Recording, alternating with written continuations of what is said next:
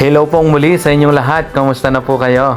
Ito na po ang isa sa pinakaiintay ni Mama sa kanyang bakasyon. At kung mapapansin nyo po, ngayon ay medyo madilim pa sapagkat ngayon po ay alas 4 pa lamang ng madaling araw. Kami po ay ihahatid ni Kuya Loy sa airport sapagkat kami po ay lilipad papuntang Barcelona.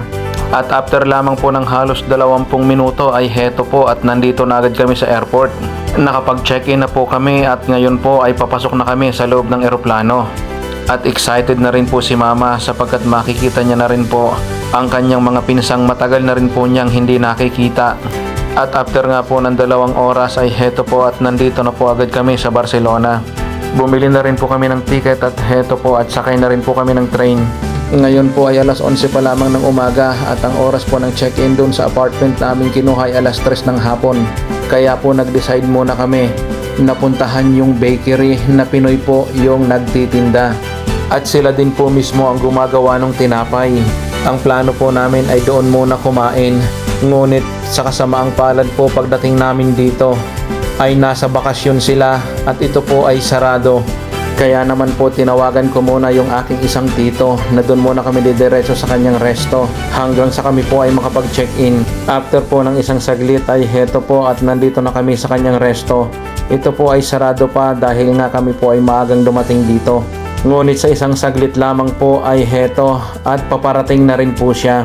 Ayan po yung sinasabi ko sa inyo na pinsanin ni Mama ng mga nandito at matagal na rin po sila talagang hindi nagkita kaya naman namiss nila ang isa't isa. Ano balita? Basa na akong pawis? Likot? Hello! Yeah! Right, man! Ang laki na! Ayan po at agad na po niyang binuksan ang kanyang resto. Kumuha na rin po ng inumin ang aking mga chikiting dahil po sa sobrang init ng panahon ngayon dito. At dahil nga magbubukas na po ang restaurant ay heto, isa-isa na pong dumadating ang mga kasama niya dito. At dumating na rin po si Giovanni. Nandito na rin po si Tita Grace. At maya-mayang kaunti po ay dumating na rin po si Tita Det. Yun pong iba nilang kapatid ay naandun po sa kabilang restaurant at sila naman po ang nag-aasikaso doon. At dahil sarado nga po doon sa tinapayan kanina ay heto at dito na lang po nila kami pinakain. At habang kami po ay kumakain ay nakatanggap na po si Tin ng message na pwede na raw po mag-check-in.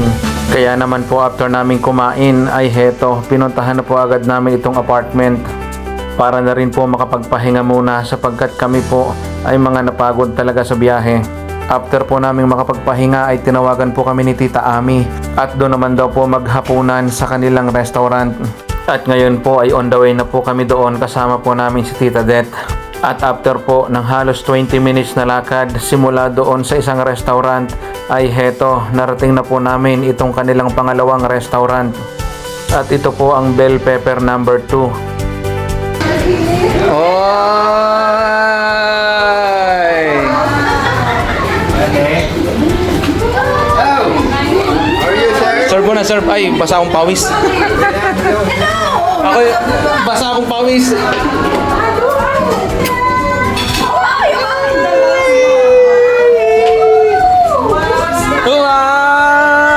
Tita Pam, Basa ako ng pawis.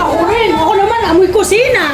Ayun yun ang electric pan natin, paano mo? Ay, Otan mo, mga anak ni... Alam, ganda ni Ray! Uy, salamat niya! Oo nga, ano kayo nakakakay ng artista? Ganda niya! at ayan po si Tita Pam, si Tita Ami at saka si Tito James. Agad na po kaming ipinagawa ng inumin ni Tita Ami. At maya-mayang kaunti po ay isa-isa na rin po nilang isinerve ang amin pong panghapunan. Hindi ko na po may isa-isa sa inyo kung ano po yung aming mga in-order.